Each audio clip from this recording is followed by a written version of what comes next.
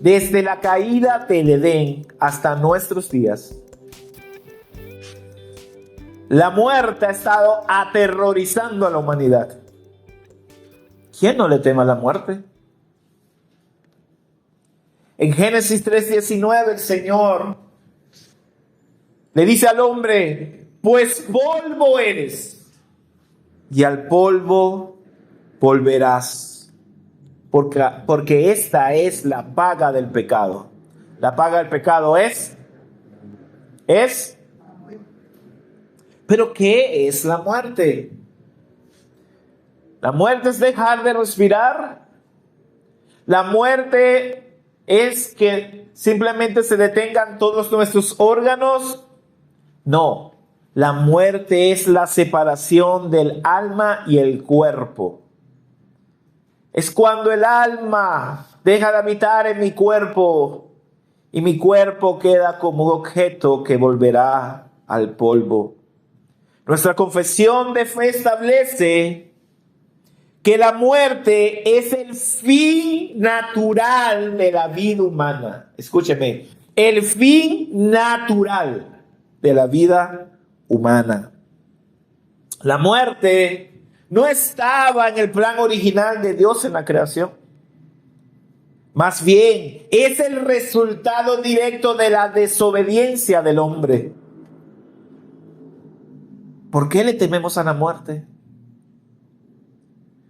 ¿Por qué cuando hay alguien muriendo al lado nos duele tanto, nos aterroriza tanto? Esto refleja nuestra naturaleza caída y nuestra conciencia del juicio venidero. Como dice el doctor Sproul, que este miedo se debe a nuestra incapacidad para enfrentar lo desconocido sin Cristo. Muy en el fondo de nuestro corazón, cuando vemos la muerte y no tenemos la seguridad en Cristo, claro que te vas a aterrorizar. Claro que vas a sentir miedo. Porque sabes que vas a algo desconocido y si estás sin Cristo, estás en problema.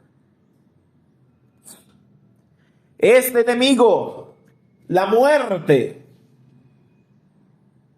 ya fue derrotado, hermanos. Tú y yo hoy tenemos la esperanza que la victoria de Cristo sobre la muerte nos debe llevar a vivir una vida firme, en santidad, en servicio, mientras guardamos el regreso de nuestro Señor. La verdad que hoy nos presenta la Escritura es la siguiente: la victoria de Cristo sobre la muerte garantiza la transformación gloriosa del creyente y por eso debemos perseverar fielmente. La muerte ha sido destruida, la muerte perdió su poder. El texto que sustenta el mensaje que vamos a ver hoy está en 1 Corintios 15, 50, 58. Y ese texto que hoy vamos a exponer toca 4 temas importantes. El primero, el reino de Dios exige una transformación. El segundo, ¿cómo será esta transformación gloriosa? El tercero, Cristo venció a la muerte y termina hablando sobre la firmeza en la obra del Señor. Y demos un poco de contexto. El apóstol Pablo viene hablando sobre la certeza de la resurrección de Cristo. ¿Recuerda cuando habló que él era el Evangelio, que el Evangelio era la muerte, la sepultura y la resurrección de Cristo? Y presenta una lista de testigos oculares que vieron a Cristo Jesús resucitado. Después nos hablaba sobre las consecuencias de negar la resurrección. Si no hay resurrección de los muertos, decía, entonces tampoco Cristo resucitó. Esto tendría unas consecuencias devastadoras. La predicación sería inútil. La fe sería vana, perdón. Los apóstoles serían falsos testigos. Los creyentes aún estaríamos en nuestros pecados. Y los que han muerto en Cristo estarían perdidos. Y seríamos dignos de lástima, decía el apóstol Pablo. Después nos habló de que Cristo es la primicia de la resurrección. Cristo era el primero en resucitar, ¿recuerdan? Con un cuerpo glorificado. Y así como Adán, todos mueren, en Cristo todos serán vivificados. Después nos habló sobre la naturaleza del cuerpo resucitado, usando las analogías de la siembra, ¿recuerdan? La semilla y los diferentes tipos de cuerpos, tanto los terrenales como los celestiales. Y el cuerpo resucitado será diferente, será transformado, será glorificado. Ya teniendo en cuenta esto, recuerde que esta cultura grecorromana está influenciada igual a la nuestra. Le temían a la muerte. Le tenían terror a la muerte. Pero Pablo muestra que para el creyente, para el cristiano, la muerte ha sido vencida. Por lo tanto, nosotros no deberíamos temer a la muerte. Entonces, vamos a abordar el primer tema que aborda el texto de hoy, que es: el reino de Dios exige transformación. Y leamos el versículo 50, que dice: esto digo, hermanos, que la carne y la sangre no pueden heredar el reino de Dios, ni lo que se corrompe hereda lo incorruptible. Y recordemos que cuando Pablo habla sobre carne y sangre, se refiere a nuestro cuerpo físico, mortal, que es corruptible, que está sujeto a la decadencia. Nuestro cuerpo terrenal está sujeto a enfermedad, está sujeto al envejecimiento, que esta es la parte que más a las chicas acá le preocupa, ¿verdad? Y a la muerte. Nuestro cuerpo va decayendo. Nos enfermamos, envejecemos hasta llegar al punto de morir. Aquí Pablo no está hablando de la naturaleza humana caída como tal, sino de este cuerpo corrupto.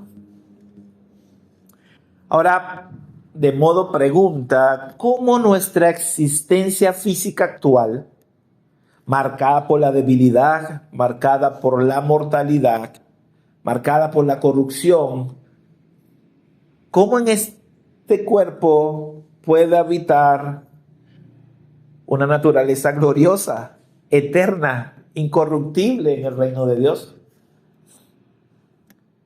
Estos cuerpos que mueren, hermanos, no pueden heredar lo que dura para siempre. Lo que se corrompe no hereda lo incorruptible. Por eso el reino de Dios exige una transformación para yo poder tener esa naturaleza gloriosa, esa naturaleza eterna, esa naturaleza incorruptible del reino de Dios. Yo tengo que ser transformado. Este cuerpo corruptible, mortal, no me sirve para el reino de Dios. Por eso el reino de Dios exige una transformación. Y entendiendo el primer tema que aborda el texto, vamos al segundo. ¿Cómo será esta transformación gloriosa?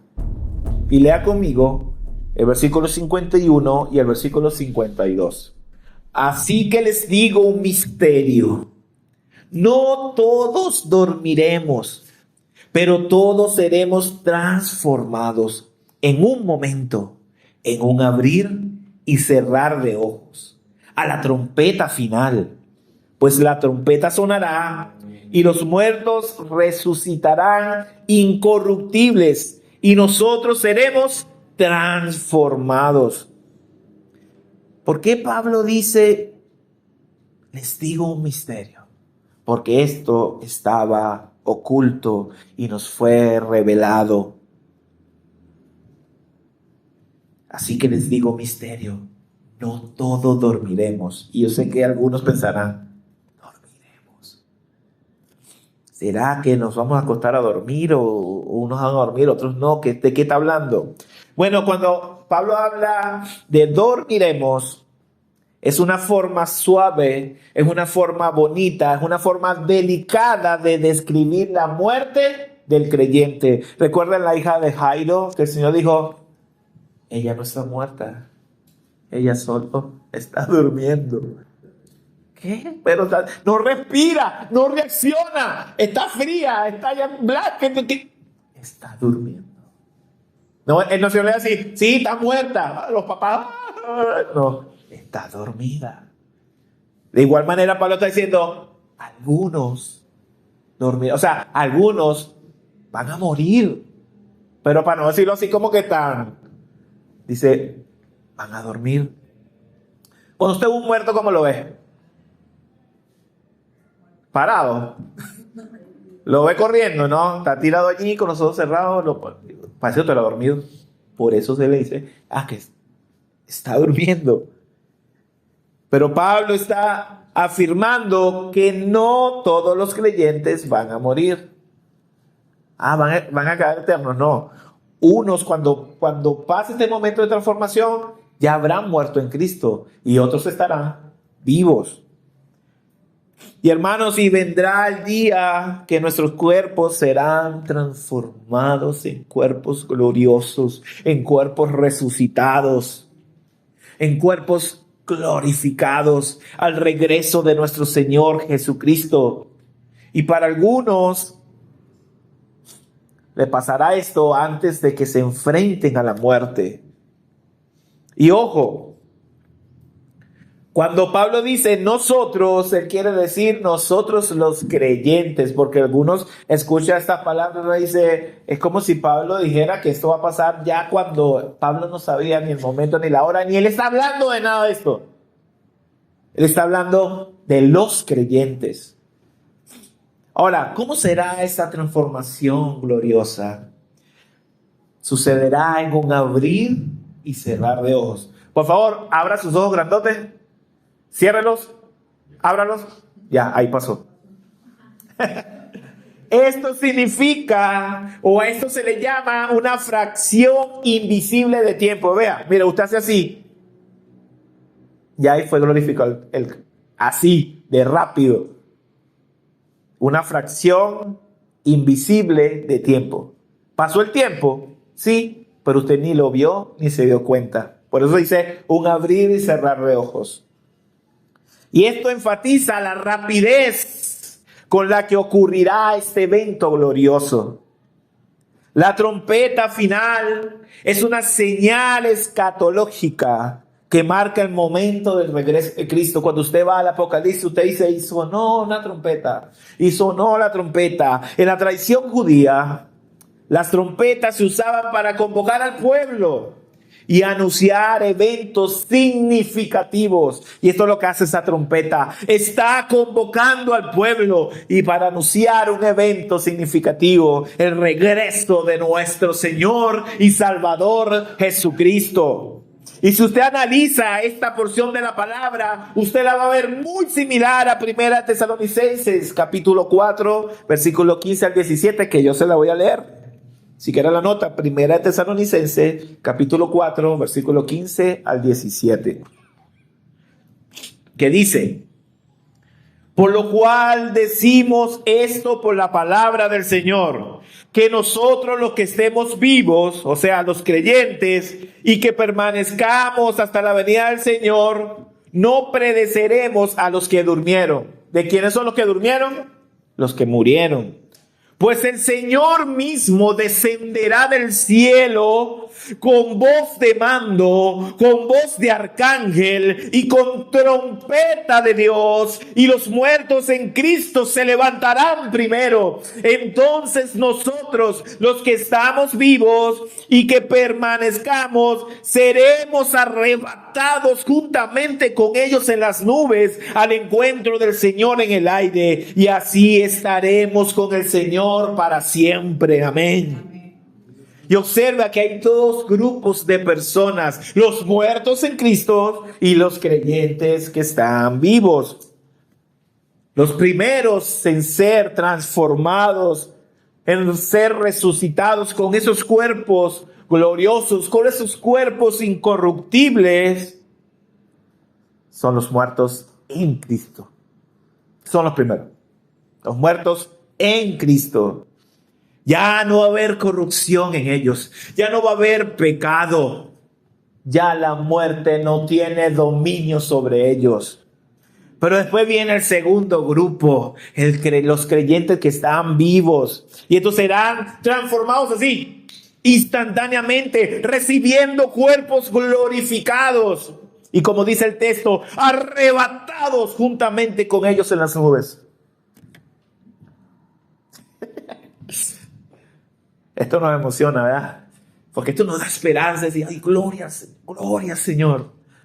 Y por eso la iglesia clama, ven, Señor Jesús, porque a la iglesia anhela estar con Él. Entonces recapitulemos un poquito. La carne y la sangre, o sea, estos cuerpos corruptos, no pueden heredar el reino de Dios. No sirven para el reino de Dios. Debemos morir para ser transformados, hermanos. Como lo dijo nuestro Señor en Juan 12:24, quedó registrado que Él dijo, en verdad les digo que si un grano de trigo no cae en la tierra y muere, se queda solo. ¿Qué hace una semilla sola? Nada. Pero cuando, ¿te acuerdas la prédica? Búscala en YouTube si no se acuerdan. Cuando se siembra esa semilla, ¿se acuerda que se hincha, muere? Y empieza a salir el tallo, empiezan a salir las raíces y se convierte como la matica que yo le enseñé. Entonces dará mucho fruto. Esta transformación, mi hermano, sucederá cuando el Señor y nuestro Salvador Jesucristo vuelva. Lo que conocemos como su segunda venida. Primero los muertos en Cristo y después los que están vivos. Entonces, aquí ya podemos abordar el tercer tema que aborda el texto. Cristo venció a la muerte. Bueno, vamos a leer del versículo 54 al versículo 57. Pero cuando esto corruptible se haya vestido de incorrupción y esto mortal se haya vestido de inmortalidad, entonces se cumplirá la palabra que está escrita. Devorada ha sido la muerte en victoria.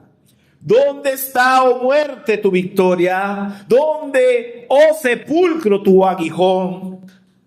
El aguijón de la muerte es el pecado y el poder del pecado es la ley. Pero a Dios gracia que nos da la victoria por medio de nuestro Señor Jesucristo. Y aquí estamos viendo el cumplimiento profético, mesiánico, que hablaba a Isaías. Pablo dice que cuando los creyentes sean transformados en cuerpos incorruptibles, en cuerpos inmortales, se cumplirá esta profecía, la cual vimos en la meditación de hoy. Isaías 25:8, que dice, Él destruirá la muerte para siempre. Y el Señor Dios enjuagará las lágrimas de todos los rostros y quitará el oprobio de su pueblo sobre toda la tierra, porque el Señor ha hablado, hermanos, la muerte ha sido destruida. Ahora Pablo también cita otra profecía, y ahora es del profeta Oseas. Anótela, Oseas 13:14, pues usted lo busca y lo lee. Aquí se personifica la muerte y se desafía, proclamando su derrota y la victoria. del Señor. Pablo utiliza este lenguaje para enfatizar que gracias a la resurrección de Cristo, la muerte ha perdido su poder, la muerte ha perdido su victoria.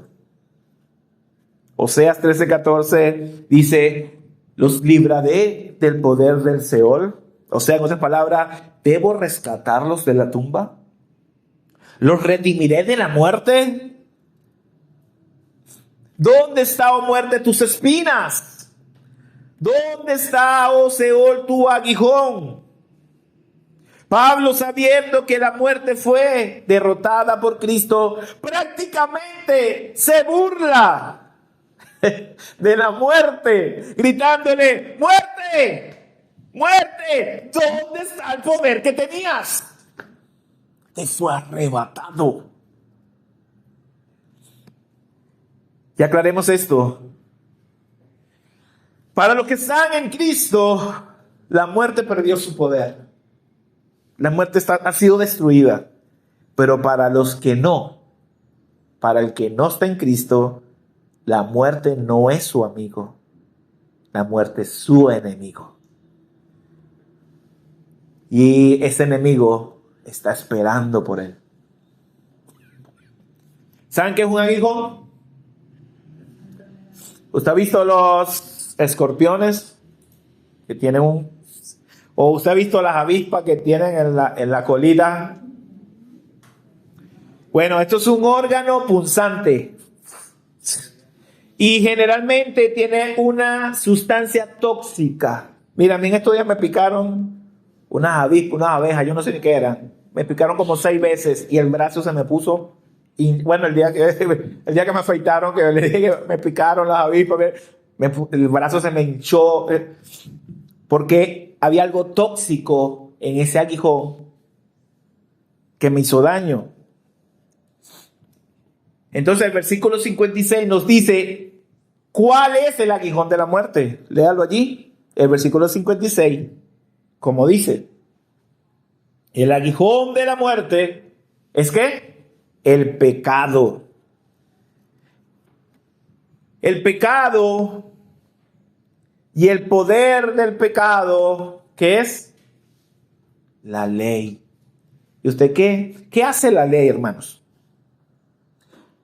La ley nos revela lo que hay en nuestro interior, especialmente esta naturaleza pecaminosa que hay en nosotros.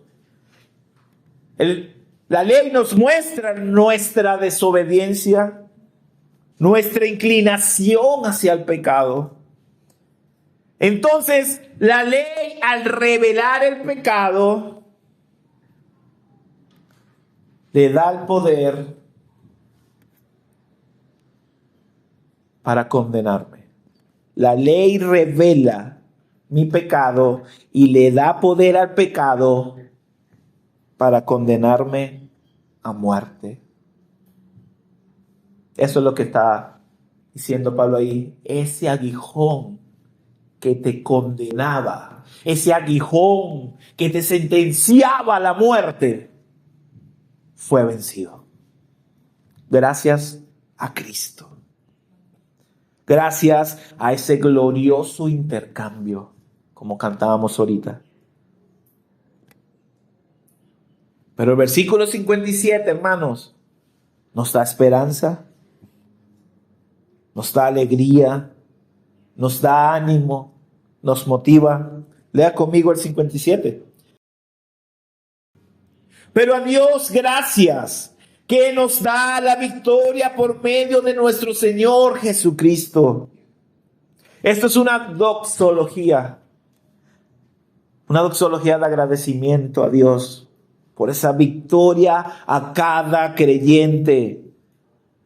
Cristo venció el pecado, Cristo venció la muerte y por lo tanto yo, como estoy en Cristo, esa victoria también es mía. Entonces yo también tengo victoria sobre el pecado y tengo victoria sobre la muerte. Cristo murió en la cruz del Calvario, hermanos, pagando la condena del pecado. Cristo recibió esa sustancia tóxica y lo llevó a la cruz y Él lo pagó por nosotros. Aleluya. Glorioso intercambio. Aleluya. Gloria sea a Cristo. Después que Cristo murió, fue sepultado. Pero déjame decirte algo, la muerte no lo pudo retener. La muerte no lo pudo dominar. Al tercer día fue levantado de entre los muertos. El primero con un cuerpo glorificado. Es el primero de esa gran cosecha. El Padre lo levantó de entre los muertos y le dio el nombre sobre todo nombre. Ante el nombre de Jesucristo, todo lo que está en el cielo, todo lo que está en la tierra, todo lo que está debajo de la tierra, tiene que doblar sus rodillas y declarar que Jesucristo es el Señor. Porque Jesucristo ahora está por encima de todas las cosas. Venció la muerte, venció el pecado, venció los dominios, la potestad de los principados. Ahora todo está bajo sus pies. ¿Y usted no se alegra por esto? Está muerto, está muerto. Ahora, ¿por qué os digo esto? Porque ¿qué efecto tiene o debe generar este mensaje en mi vida? ¿Es más solo para yo saber que Cristo venció? Pasemos al cuarto y último tema que aborda el texto de hoy. Firmeza en la obra del Señor. Y lea conmigo el versículo 58. Por tanto, mis amados hermanos, estén firmes, constantes, abundando siempre en la obra del Señor, sabiendo que su trabajo en el Señor no es en vano. Y en este versículo hay varias cosas importantes en lo que confiere a la vida piadosa del creyente. El creyente, al saber que Cristo Jesús venció la muerte, venció el pecado, entonces esto lo debe llevar a tener firmeza en su camino, constancia en su camino. Te pregunto, hermano, ¿qué te hace crecer en la fe? El estudio de la palabra, la meditación de la palabra. No es la lectura de la palabra, es la meditación en la palabra. Cuando tú tomas ese texto y le das y le buscas y le das vuelta y le buscas su significado, te quedas en ese texto y le sacas hasta la última gota. Eso te va a dar firmeza y constancia. ¿Qué más te da firmeza y constancia? La oración, hermano. Vimos aquí muchas clases sobre la oración. La oración no es, Señor, te doy gracias, no es Jesús, amén. La oración es un momento tan especial en la vida del creyente que no puedo hacerlo de manera apurada o por hacerlo con vanas palabrerías. Es un tiempo entre Dios y yo. Es un tiempo especial. No oro por orar, oro porque anhelo estar en la presencia de mi Creador. No voy a la oración a pedir, yo voy a la oración porque reconozco mi dependencia de Dios. Y ojo, no estoy diciendo que no vayas a exponer tus peticiones delante del Señor.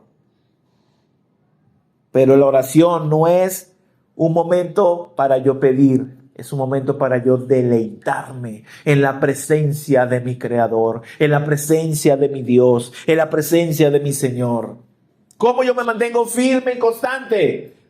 en mi iglesia, hermanos, en la comunidad cristiana, participando activamente en las cosas de la iglesia. El servir a otros. De ir a abrir la puerta, de ir y servirle algo, de preguntarle cómo estás, cómo te sientes, cómo puedo ayudarte, cómo puedo apoyarte, vamos a orar juntos esta semana. Eso me hace estar firme y constante. Y siendo firmes y constante me va a llevar a un servicio activo. Hermano, es que yo no tengo un servicio activo, tal vez no estás siendo firme y constante. Dice, trabajando siempre para el Señor con entusiasmo. Hermano, para que se venga el domingo más temprano para que nos ayude a poner la silla. Ay, no. Y pues yo me tengo que parar más temprano y no quiero. Eso no es trabajar para el Señor con entusiasmo. Hermano, para que nos ayude. Ay, qué fastidio, no. Trabajando siempre para el Señor con entusiasmo. Mira, hay una historia de un hermano pastor que él cuenta, que él dice que ellos llegaban a las 6 de la mañana a la iglesia para terminar de acomodar todo, las sillas y las cosas. Y había un hermano que decía, mira, Pedrito y Juan no han llegado. Ah, pero cuando ellos lleguen, que está casi todo listo, entonces pues andan diciendo, no, estamos aquí de temprano y ayudamos a arreglar. Y era un problema. Y el pastor un día le dijo, ven acá, anda, tómate un café. ¿Qué? Vaya, tomes un café, quédate un ratico allá y vuelves. Bueno, la persona le hizo caso, se tomó su café. Cuando volvió ya estaba todo hecho. Pastor, ¿y qué pasó? No, lo que pasa es que los hermanos que están aquí se dieron cuenta que mientras más trabajo hagan para el Señor, ellos lo están glorificando más. Y ellos lo están haciendo con entusiasmo y alegría. Ellos no se están quejando, porque ellos lo están haciendo para el Señor, no para los hombres, no para que lo vean. Y ese hermano fue la única manera que entendió que lo que yo hago es para el Señor. Ay, es que sí, es que la hermana María lo hizo y yo no. Entonces la hermana María, ay, no. Ella lo está haciendo para el Señor. Yo sirvo para el Señor. O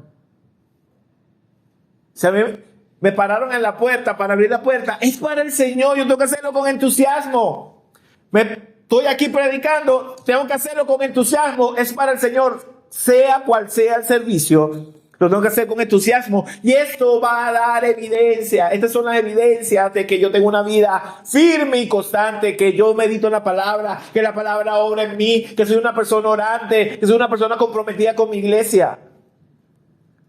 ¿Por qué? Porque yo sé que Cristo Jesús es mi Señor y mi Salvador. Y que Cristo Jesús venció la muerte y el pecado. Y yo respondo a eso sirviendo activamente en mi iglesia.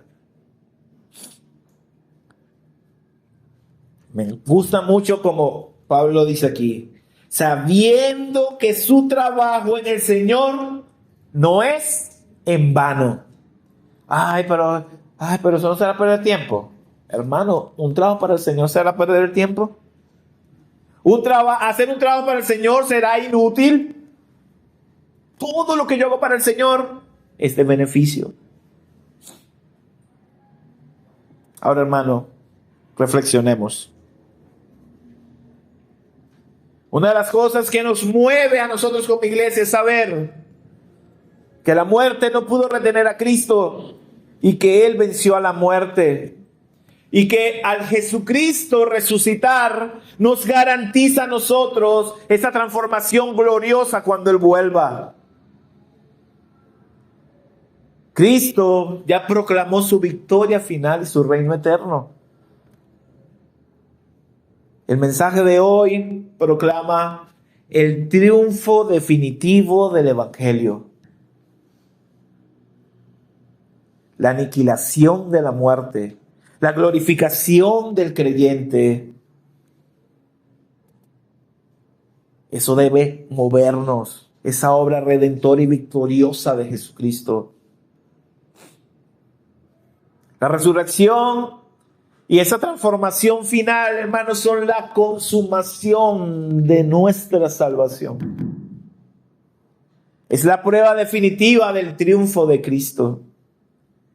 Esta esperanza no nos lleva a la pasividad, sino una vida activa en la fe, en firmeza, constancia, servicio. Al yo tener la certeza de la victoria final de Cristo, esto me lleva a vivir para la gloria de su nombre. Hermano, no pongas tu esperanza en lo visible, sino en lo eterno. No temas a la muerte, porque tu destino está asegurado en Cristo. Sirve al Señor con perseverancia, con ánimo, porque el trabajo en el Señor no es en vano. La muerte no es el final. La muerte es el principio de nuestra vida eterna. Por eso Pablo decía, bueno, estoy dividido. Quisiera estar aquí para seguir ayudándolos a ustedes, pero quisiera estar ya con mi Salvador. En pocas palabras, yo quisiera morirme ya para estar con Él. Entonces la muerte no es el final, ella fue ya vencida por Cristo.